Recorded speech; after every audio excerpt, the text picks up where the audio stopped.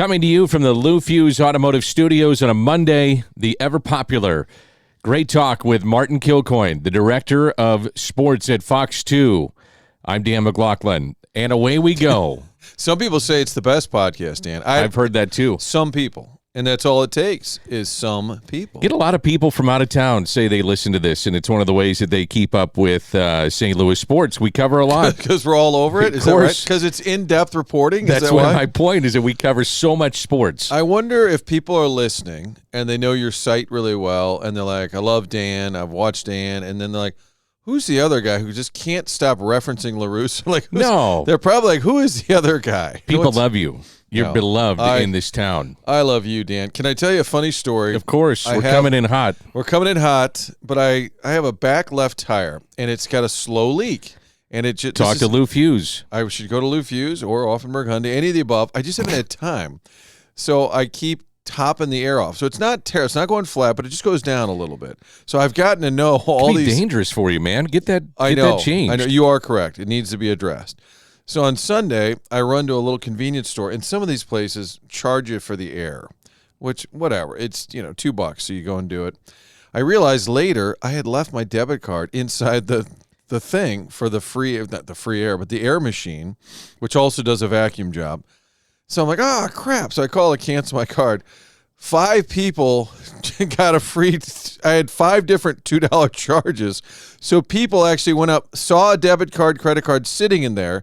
Instead of saying, I should probably just give it to the manager or whatever, or throw it in the trash or anything, people went ahead and got themselves the air or the Seriously. vacuum. Yes, I have 5. It's not egregious. I have 5 charges for $2 from the air machine. Could have been a lot worse. Could have been a lot worse, but I thought, wouldn't you just walk it into the gas station and say, I don't own a debit card.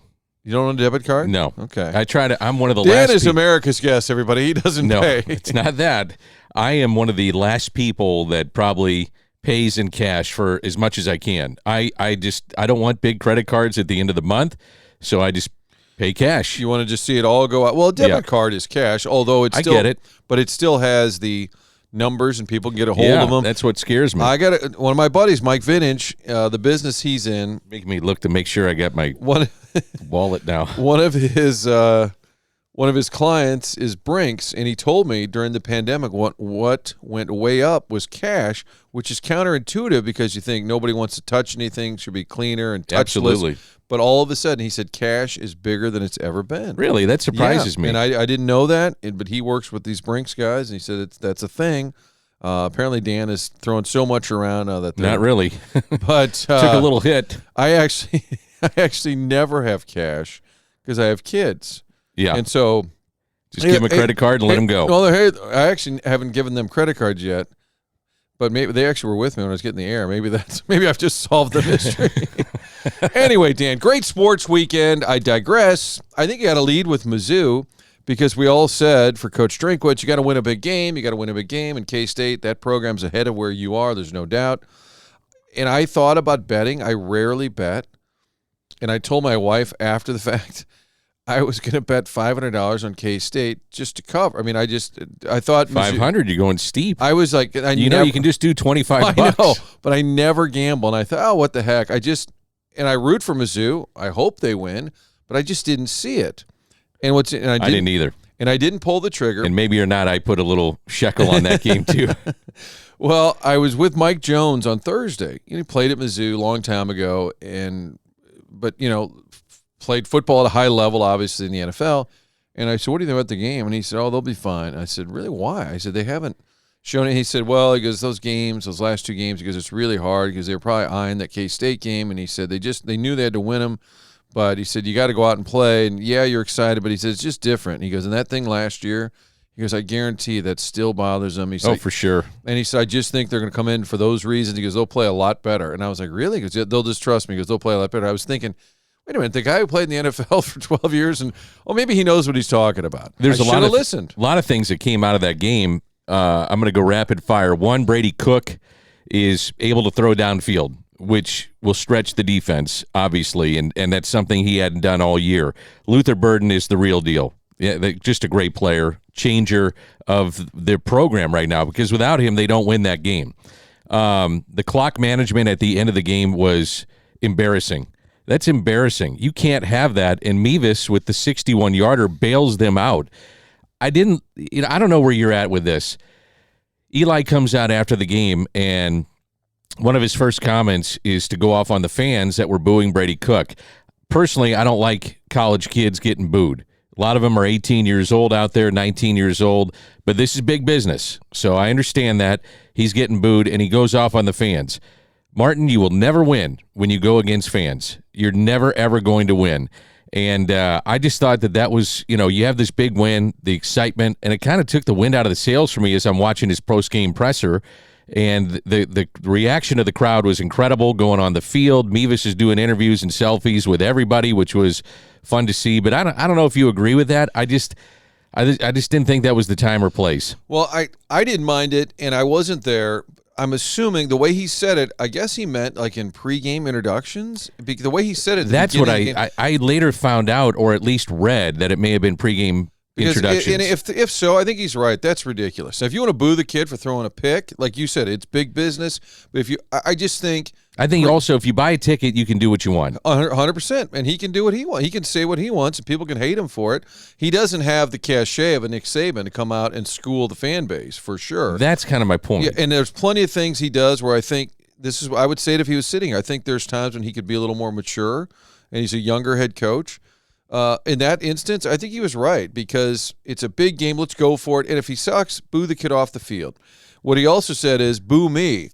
Which I agree. If a quarterback shouldn't be the starter, you probably should boo the coach for putting him out there. Put him in a position to win, the right personnel. But I think a lot of times Drinkwitz is kind of being contrived, trying so hard to be funny or cute or silly.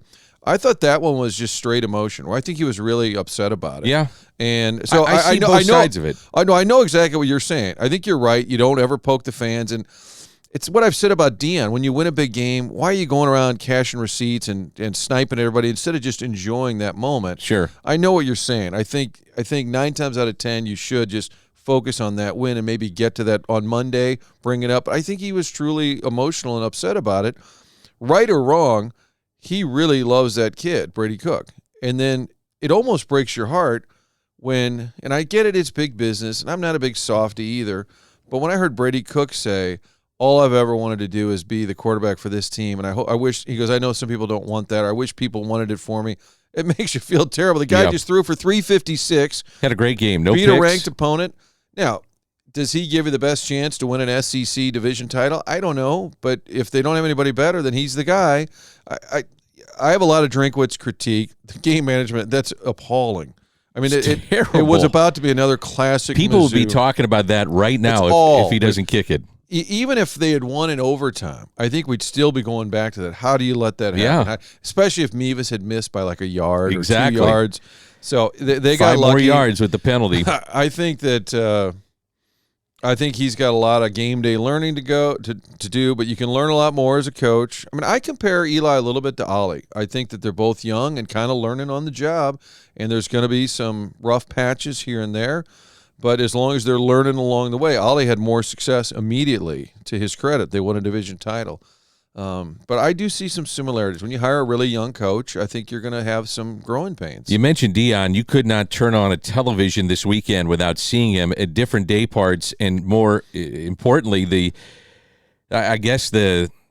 shine on the program right now, because College Game Day was there, First Take was there. They played in a game. The Rock was Lil there. Wayne. They play in not prime time. It was a really late game on a Saturday night, but everybody was talking about it during, I think it was the Alabama game I was watching, and Florida, Tennessee. The announcers are talking about Colorado and Deion Sanders. Then on Sunday, he's on the Affleck commercial. He was on 2 other commercials, and he was featured on 60 Minutes. Yeah. You could not turn on the TV and not see something with Deion Sanders involved in football. And I'm so curious if somebody would do a study right now on Colorado of how much money he has already brought into the school. I remember what Gary Pinkel did for Mizzou, and so many of the buildings that are academia. In it academia? I think it's academia. Yeah, academia. But the buildings that have gone up is because the enrollment skyrocketed, and they started having so many kids come in that were non-athletes just to go to the school because they're always on in a primetime game, and people are learning about Columbia, Missouri, and what Mizzou has to offer. In 2-3 months, man, he has done so much for that school. He's not probably paid enough, and people say that's crazy. That at some point. I'm sure he will, but the amount of exposure he's brought for Boulder and for Colorado is just incredible. I would like to read one of those in-depth pieces at The Athletic or ESPN that goes back and traces the hiring and tell us That's about. what I'm saying. Do the study. But wouldn't it be, that part, but also wouldn't it be fascinating to say they met in a hotel room in Chicago? Oh, okay. And the chancellor said, I don't think this is a good idea. And they said, and the AD said, just meet with him first.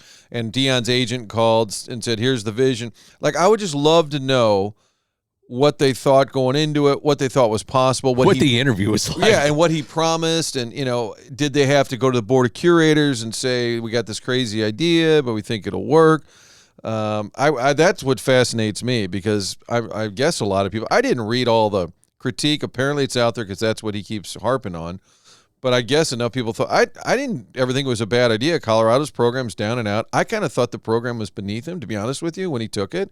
I was afraid it'll ruin his coaching DNA, but he had gone to a smaller school and done well, so he'd already shown he can do it. But imagine when he walks into the living room of a kid, and not every kid, I would say the great majority of them, are thinking about playing on Sundays. And he's the guy that's, an all-century football player, and says, son, I think we can get you there. I've been there, and this is what we're going to do. I mean, Saban probably has that cachet, but not many like this guy to say, I can get you to the NFL. 100%. I think the hire made perfect sense. I just wonder if there was any pushback and I don't know if this is what we want. What's fascinating is now it's changed. You're right. The whole vibe. I compare everything to Marquette. Of course, they go to the Final Four. It's not the next year, but like the 2 and 3 years after that. That's what I'm wondering. His recruiting classes. And the enrollment started going up, and then kids wanted to play there. And no, it's fun to watch. And we need great stories. If anybody had said 2 years ago, well, Deion will go to Colorado. Okay, he's going to get a job. No. It's going to be the talk of the league. And the fact they almost lost is probably good for them, to kind of like a wake-up call for that program. Like, okay, we're not just going to roll out and win every week. And he got the war of words, Jay Norvell, the coach at don't poke the bear, Colorado State. I wondered about that. Like, why? Because he said, my mama taught me, take your glasses and your hat off for interviews. Do you know, by the way, why would you do that? He had a glasses business coming out, so they ramped it up because of this. It was supposed to be out, I don't know, a couple months or whatever, 6 months. It was kind of like the last dance during the pandemic. Let's get it on the air right now. Let's get these glasses out. Get the glasses out, and they sold $1.2 million worth. Is there any chance, this is total tinfoil hat, that he was in on it, that the coach, Norvell, he said, Deion's like, I'll give you $100,000. No way. Because, why else would you do it? Like, Willie, why would he do that? I want to go back to this just for a second. I'm interrupting a lot today. You want to talk about Marquette? No, I don't. You were talking about betting, and I look at the betting lines every weekend, and sometimes I kind of make notes. I would love to be in a room of the final say of, okay, Miami, 1.5, like last night in Sunday Night Football. Mizzou I think it was either 3 or 3.5 underdog against K-State. I mean, they are on it. They are on it. It's just crazy how close he's. Know? Yeah. Yes. And there's no way it's all fixed. I'm sure some stuff is, but there's no way that all of it is fixed, because then everybody. So you're saying some stuff's fixed, well, huh? I'm sure over the years it's been over proven. the years, I'm for saying sure. There's always a scandal here or there. It's just incredible, man. How they always kind of know, right? Yeah. Because if you had just said, okay, K-State, Mizzou, yes, it's at Mizzou, but K-State's rolling. They've got the better program. I don't know. They're probably a touchdown favorite. It's a little closer than that. It's 23.5, by the way, Colorado and Colorado State. And they go to overtime. That was the one wrong. So that one was wrong. But the K-State one with Mizzou, Sunday Night Football was a possession, really inches away from a first down. Even the Chiefs game came down to a final drive, essentially, for the Chiefs to win that game. It's just amazing, man, how they're able to do this. I heard a gambling show over the weekend, flipping around, and I hear this. It sounds like he's from New York. Exactly. Shocking, right? Like, I got a great deal. You call me now. It's a winner, a guaranteed winner. And he's going over all the games, and he said, I guess Michigan didn't cover a week or two ago. I don't remember, but And he said, "Don't worry, Harbaugh gets back. He'll cover for the alumni." I was like, what? I said, "What is that?" Like, I started laughing, and he was serious. I was like, "What is?"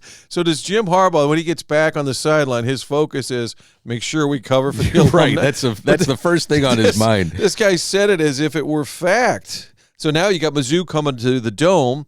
They've had a tough time selling these tickets. So they sold, I think, 1,500 since the win. I think after the win, there was an immediate spike. Dave Matter now in the role of Mr. Mizzou. It's so weird because he's tweeting, used to be the writer, and now he works for the athletic department.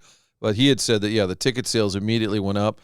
And I was at an event with the Sports Commission last week, and they were trying to make the Mizzou to the Lou a thing. They had a women's soccer game. So do this every year of in different areas. They wanted to get a basketball game, like a Mizzou SEC game. Which would be great. Now, they already come for bragging rights, so it might be a tougher sell. They had the women's soccer game, which had a nice crowd out at Soccer Park. They've got the Mizzou, Illinois wrestling the night before bragging rights. And I love the concept. They're going to do it on the stage at Stiefel. So that's cool. It's the night before that's bragging really rights. Cool. So even if you're a Mizzou, Illinois fan who doesn't follow wrestling closely, that might be something kind of fun leading into the bragging rights.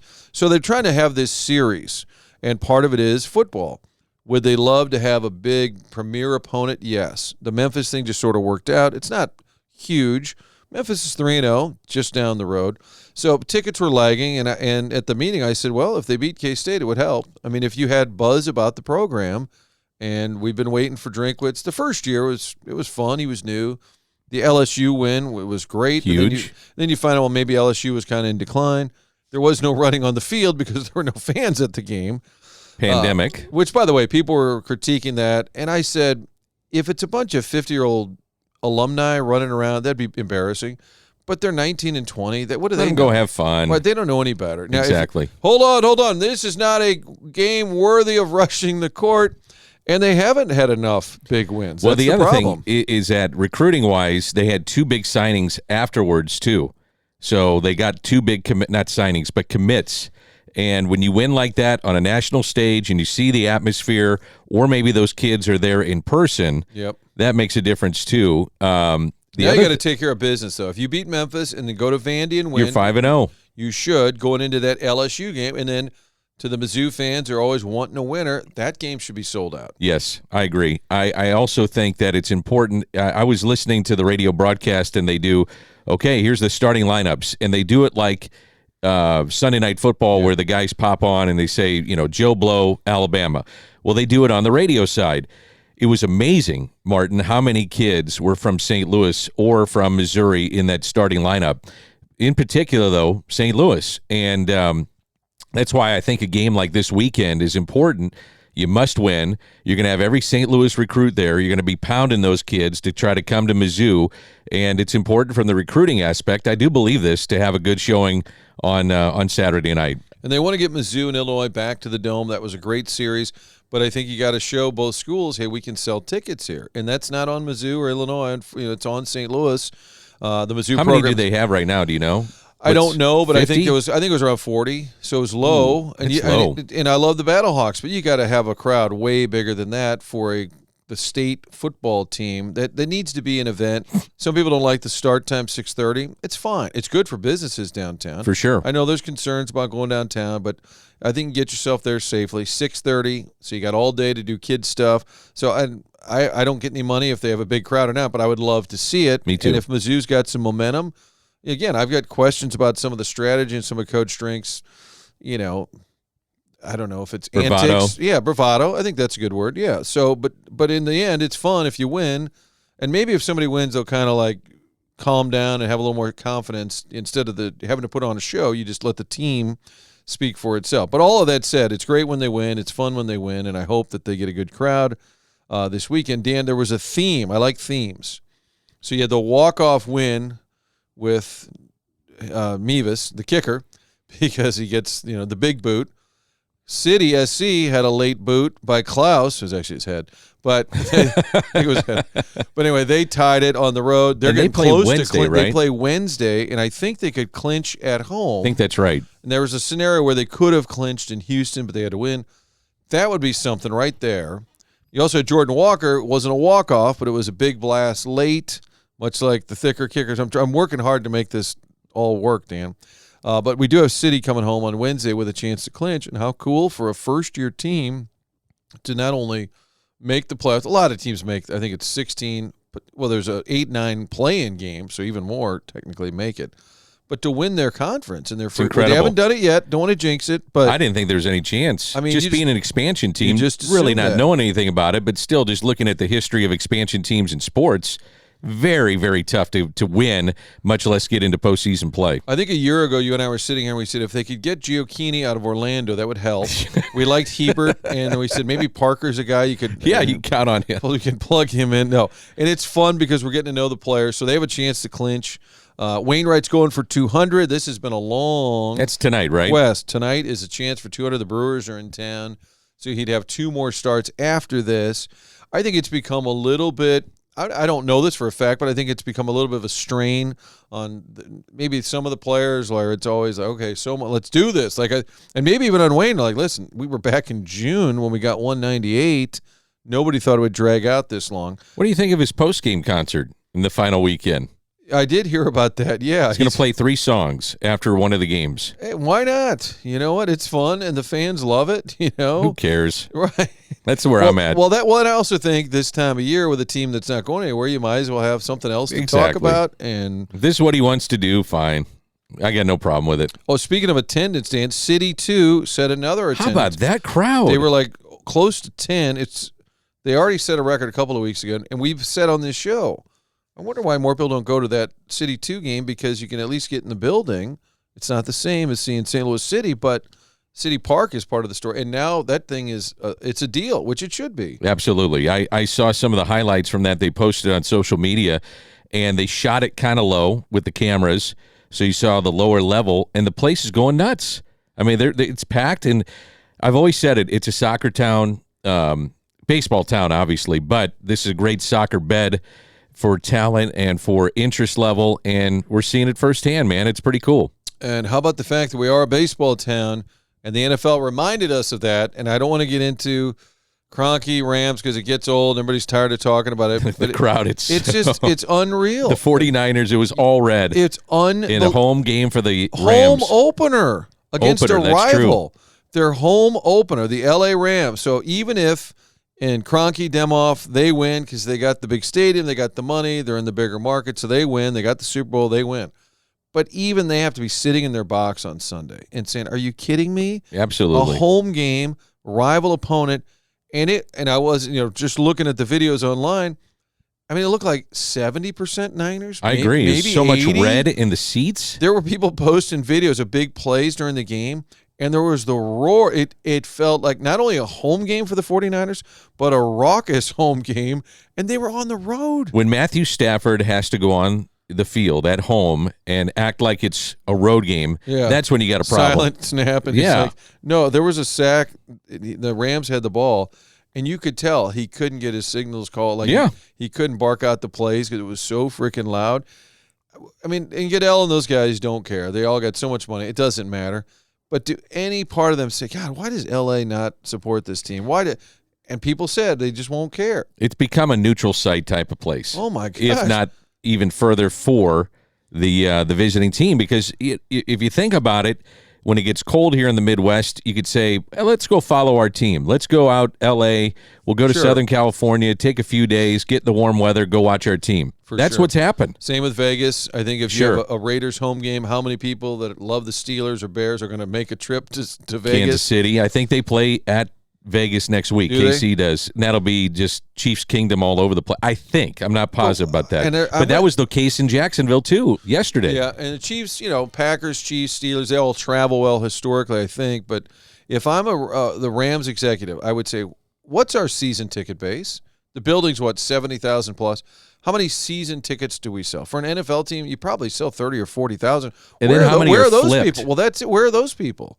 And then it's flipped. Maybe it's an investment for that fan to buy those seasons and just sell them. I mean, and the Niners do that a lot. They travel well, but I actually have Isaac Bruce on my radio show. I'm going to ask him about that because all the alumni, they love the LA Rams. They love St. Louis, but it's still their team.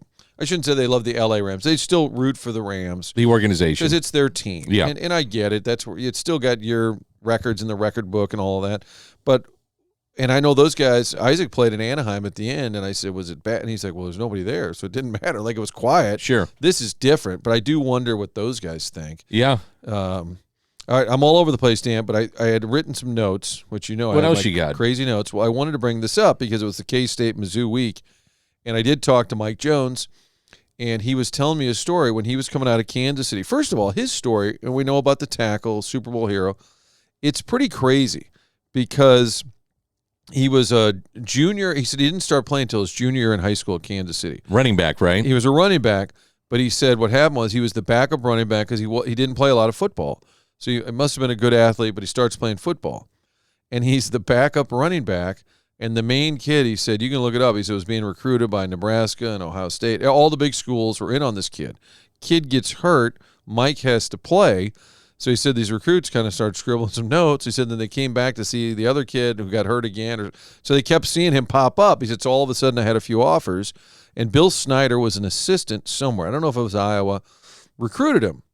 And then he goes, all of a sudden. Prior to him taking over at K-State. Yeah, so he's an assistant somewhere recruiting Mike Jones. This is 30 years ago. And he said, but then I stopped hearing from him. I didn't know why. He goes, well, then I found out later. He goes, he got the K-State job. So Mike Jones goes to Mizzou, and he said, I had a game in Manhattan. It was a pretty good game. I rushed for like 120, 130. I don't really remember that era when Mike Jones was a running back I at don't Mizzou. either. He played, it would have been Woody Wiedenhofer, late 80s, early 90s.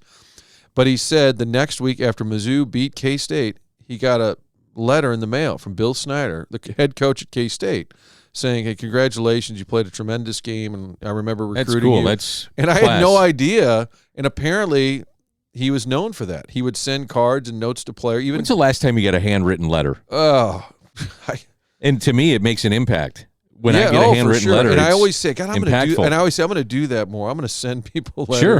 And then I don't do it. No, I get it. Even it like happens. my mom, I would think. Because you can just text somebody and say, thanks a lot. Right. Happy birthday, Mom. We'll send a card. And Right. we give her cards. We usually hand them to her. It's probably more fun to put it in Mail the mail. it out. But then the Mike Jones story, it's really interesting because then he's coming out of Mizzou, had a decent career, like 1,400 career yards, and he went to the Combine. And he goes, I thought I did pretty well. He goes, but I didn't get drafted. He said after the draft, the Raiders called, and they fly him out there. And he said they're meeting with him. They said, we want you to play linebacker. And he said, I don't play linebacker. This is the NFL. And he said they told him that his combine numbers, they said, as a running back, your combine numbers are pretty pedestrian. And they said, but as a linebacker, do you realize your broad jump and your off the charts? They go, only Roman Pfeiffer out of UCLA, who was a very good NFL player, played for the Rams. They said you were second to Pfeiffer on all these measurables. Wow. And they go, but you're not a linebacker, but we think you could be. And maybe he'd played some in high school. I don't know. So he said now he's on the phone. It's a pay phone or a landline, and he's talking to Harold Lewis, his agent. And he said, Harold's like, what's this? Oh, they want to sign you? And he goes, okay, call me. And Mike's like, well, hold on. And he goes, Harold hung up on him. He goes, so my agent just hung up on me, and the Raiders are saying, we're going to do some business. So later Mike said, you know why? Al Davis was famous for tapping the phone lines, and Harold knew if he said ask him for X amount. Is that right? He didn't want him to know what kind of money they were going to. And Harold called him later at the hotel to talk business because they were so paranoid. And it was true that Al Davis would have been listening for a guy who was undrafted, but he ended up playing for the Raiders. He loves Al Davis, and he wouldn't end up in St. Louis and wouldn't have had a 12-year NFL career if it weren't for the Raiders saying you'd be a good backer. I wonder if he hasn't parlayed the tackle enough. Or maybe the interest level. I mean, David Freese's night is obviously historic. The tackle, though, historic play in St. Louis sports history, and it's not talked about nearly, in my opinion, nearly enough of being one of the great moments in the history of sports in this town. He won the Super Bowl. He helped save the Super Bowl that night, and it's not really talked about all that much. I mean, people say, oh, Mike Jones a tackle, but, man, I just thought he could have parlayed that in speaking engagements and memorabilia, and I know he signs everything if you want it, but you know what I'm saying? I thought it might be more. He said I said, you go to the Super Bowl every year because of that, and he said for a while he did. He said then it kind of died down. He goes, then interest spikes back up. He did a lot of events with Kevin Dyson, the player that he tackled. Okay, I didn't know that. I think over the years they've done some events together. But you're right, as big a moment as it was, and maybe nationally it should, because the NFL loves these great, the Immaculate Reception. You hear about it, the Holy Roller. You hear about all these plays, the catch, Montana to Dwight Clark. Maybe there's more there. Maybe even Canton could have a little thing about the Yeah. tackle. But he's such a great guy and coached at SLU Wonderful. for a while. And I remember doing an event with him one time. He was on a panel, and I said, everybody here, I said, what would you have done if it weren't for football? And most of them said, oh, God. Oh, God. I don't.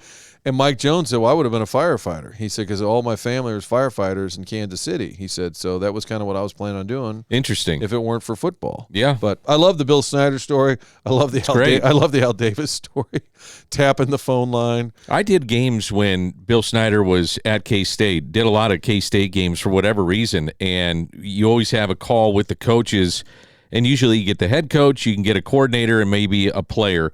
And he was always very much class. A gentleman. Yeah. He kind of looks like your grandpa, and he, I guess, acted that way. But, Yeah. But knew what he was He doing. came back there a second time. Yes, we looked that up the other day. I think he was there until because he came back for like 10 years. He left at like 64. Program goes down. Came back at like 70. Oh, yeah, when he was a head coach. So left at age 64, came back at like age 70, and had like an 8-9 year run getting it back up and going again. Incredible. And comes back when the program's down the second time and builds it right back up. Yes. I mean, didn't take long, but built it right back up. I don't know how hard it would be to get a kid to Kansas State. I don't know if you've been there, Manhattan, Kansas. Not a lot. Only driven past. Not a lot there, and yet they get to 15th in the country. That's pretty impressive. No, that's a program I said Mizzou should look at and say we should be as good as K-State every 100%. year. Be a top 25 type team, win 9-10 every year. And so that's why beating them was so important, because I felt like that was, in fact, a measuring stick. Glenn Zimmerman, my colleague at Fox 2, the meteorologist, I had him on the radio because he's a K-State alum. And I just kind of wanted to rib him a little bit about who the hell goes to K-State. I mean, The it's little the middle apple. of nowhere. And then I find out he's fourth generation. Is that right? His great-grandfather taught there in a chemistry That's teacher. why you go there. He goes, then my parents went there. He goes, so of course I was interested. He went to Lindbergh High School, then went to Manhattan. The Milk Dog, Malcolm Briggs, was there when he was there at K-State. Dave Sharp, the great photographer at Fox 2, K-State. But I was mocking, and then I find out it's a family tradition. He said, don't feel too bad. My kids went to Kansas. And he Oh, said, no. He said, after all that, and I said, you killed the lineage. You guys killed And it. KU, it's not like you're going to I somewhere know. else. I mean, that's K-State, KU. Oh. That's rivalry, man. Does KU hate K-State more than Mizzou, or is it Mizzou? I don't think so. I think it's more Mizzou. Missouri, yeah. So KU, K-State, pretty big rivals, but not the same as Mizzou. Norm Stewart would not spend a dime Right. in Lawrence, Kansas, or in the state of Kansas. Dan will spend the night here at the border. Yep, that's how he did it. That's a Motel 6. I don't care, Dan. We are Yep. not going to. Nobody's stopping for a soda either. No, he would not spend a dime there. Well, this has been fun, Did you know we're in the Pasta House studios? And on Saturday night, I was at Pasta House, the one on Ballast, Creve Coeur. You get Had a lot little- of free meals from there, don't you? No, I paid for it. I had Okay. rigatoni carbonara. My niece was there. My wife was there. We had a little salad. Great food. PastaHouse.com is where you can order it to go or stop by. I believe it's 19 area locations. The newest is Woodlawn in Manchester. PastaHouse.com is where you can order the food to go. Of course, Marie de Villa Senior Living. Beautiful spot. Clayton and Wideman Road. I don't know. I've only said it 1,000 times. I forgot where it was. Beautiful spot in West County. You also have appliance discounters, Triad Bank, great sponsors, and of course, we're in the Lou Fuse Studios. Yeah, newer used vehicles, Fuse.com, also Fuse Athletic for your young kids out there. Get involved in various sports that they have at Fuse Athletic, and also Lordo's Diamonds, your family's jeweler for life. We've talked a lot about the Ascension Charity Classic, big sponsor here on the program, and they'll continue to do so this year, so that's good news. And we're off and running on a Monday, Martin. How about your buddy Nick Ragone from the Ascension Charity Classic? Is a huge classic rock and metal fan. Yes. Kiss, Aerosmith, Iron Maiden. Like when you see Nick Ragone in his suit and tie handing out the trophy on In golf. right, Very gentlemanly sport. I know. Did you know that? Yeah, I did. He also What does. a nut. He does a ton of. He's written books. Yep. He does a lot on YouTube with historical Presidential knowledge, Yeah, and trivia, just and stuff to look back on. He's well versed, You no know what, doubt. Dan, this was not only fun, This has been a great talk.